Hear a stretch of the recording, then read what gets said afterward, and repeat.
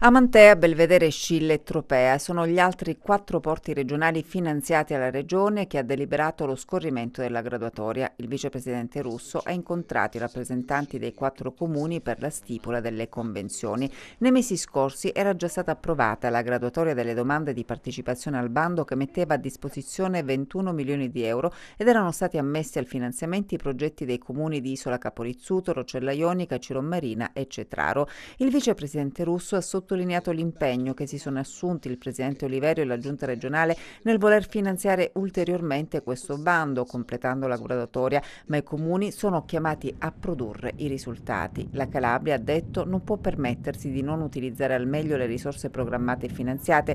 Russo ha segnalato poi 3 punti fondamentali: rispettare i cronoprogrammi da parte dei comuni per la realizzazione degli interventi, i vincoli temporali fissati sono ineludibili, pena il definanziamento, puntare alla realizzazione di progetti di grande qualità e lavorare insieme per avere altre risorse da utilizzare per interventi condivisi su tutti i porti turistici. Gli investimenti nei porti, ha sottolineato ancora il vicepresidente Russo, sono strategici perché intervengono subito durante la loro realizzazione nel settore delle costruzioni, facendo crescere anche in qualità. Sono cruciali quando, dopo essere realizzati, vengono messi in esercizio perché aumentano sicurezza ed efficienza delle infrastrutture portuali, generando occupazione diretta nei porti, indiretta con artigiani e piccole e medie imprese collegate alla portualità e alla nautica e indotta con i settori che vanno dalla ristorazione al commercio.